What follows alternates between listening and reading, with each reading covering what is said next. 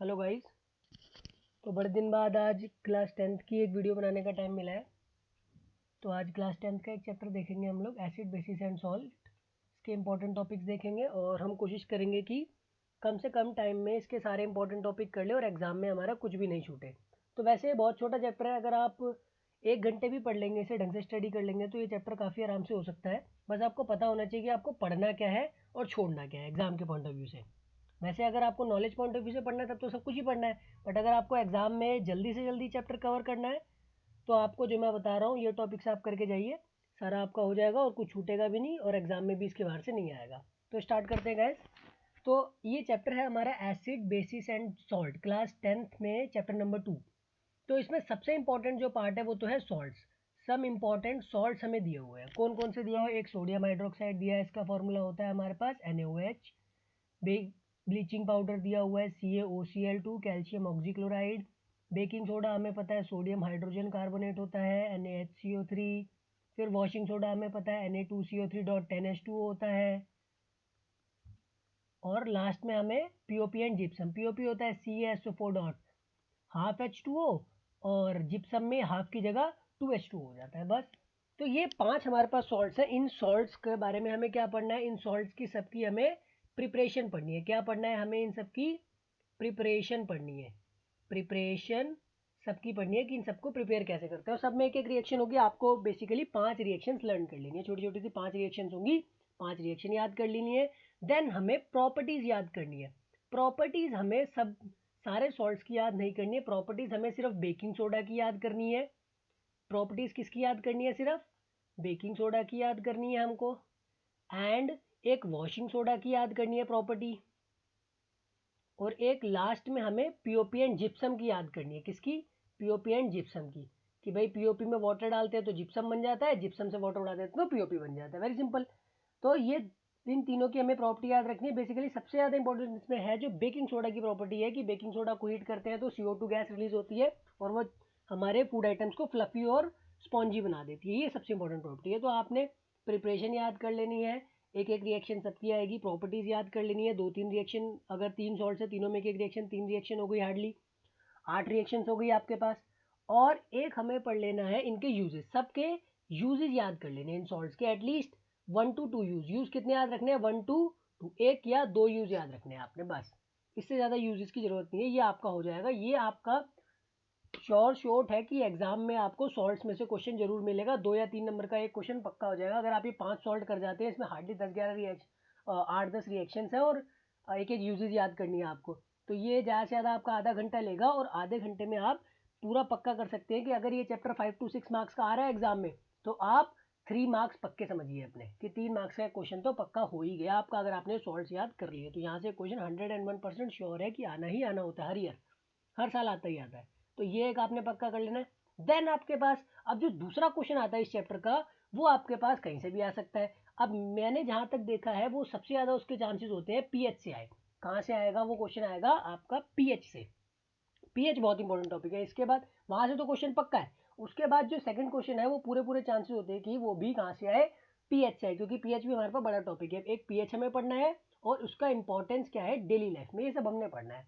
तो आपने देखा होगा वहाँ डाइजेस्टिव सिस्टम में इसका इंपॉर्टेंस है, एसिड रेन में है, टूथ डीके में है, पीएच ऑफ सॉइल, एक एक दो दो लाइन के पैराग्राफ्स हैं। अगर आप पढ़ लेंगे समझ में आ जाएगा। जैसे डाइजेस्टिव सिस्टम में हमारे पास HCl होता है, एसिड रेन में हमारे पास एसिड गिर जाते हैं, एसिड रेन के साथ एसिड आ जाते हैं। और टूथ डीके में हमारे पास, और इसके लिए हम एंटासिड यूज़ करते हैं। एक चीज़ भूल गया था मैं, जब एसिडिटी आती है तो हम एंटासिड यूज़ करते हैं उसको ठीक करने के लिए, क्योर करने के लिए। टूथ डीके हमारे पास, टूथ डीके हो जाता है, वही दांत खराब हो जाते हैं एसिड होने की वजह से। और माउथ का पीएच हमारे 5.5 के अराउंड होता है, ठीक है।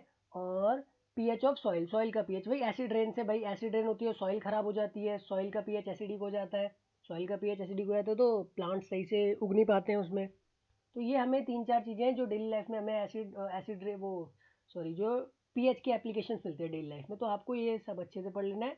और फिर पीएच स्केल आपको बहुत अच्छे ध्यान रखना है भाई कि न्यूट्रल सॉल्यूशन क्या होता है। भाई न्यूट्रल हमें पता है जिसका पीएच कितना हो, 7 हो तो न्यूट्रल होता है, 7 से ज़्यादा हो, ग्रेटर देन 7 हो तो कैसा होता है? बेसिक होता है। और अगर लेस देन 7 हो तो कैसा होता है? एसिडिक होता है। तो ये आपको ध्यान रखना है। और 7 से ज़्यादा में जैसे हमारे पास एक सॉल्यूशन 9 वाला है, एक 11 वाला है, तो 11 वाला ज़्यादा बेसिक होगा, 9 वाला कम बेसिक होगा। 7 के बाद जितना ज़्यादा वैल्यू बढ़ती जाएगी, बेसिक स्ट्रेंथ बढ़ती जाएगी, 7 से जितना कम होता जाएगा उतना एसिडिक स्ट्रेंथ बढ़ती जाएगी। सपोज आपके पास एक सॉल्यूशन है जिसका पीएच 1 है, दूसरा सॉल्यूशन है जिसका पीएच 5 है, तो जिसका पीएच 1 है वो आपका ज़्यादा एसिडिक होगा। तो ये वाला बहुत इंपॉर्टेंट पार्ट है, acidic basic weekly, acidic weekly basic, neutral solution आपको छांटने को बोलता है, तो आपको ये पता होना चाहिए पीएच के बारे में।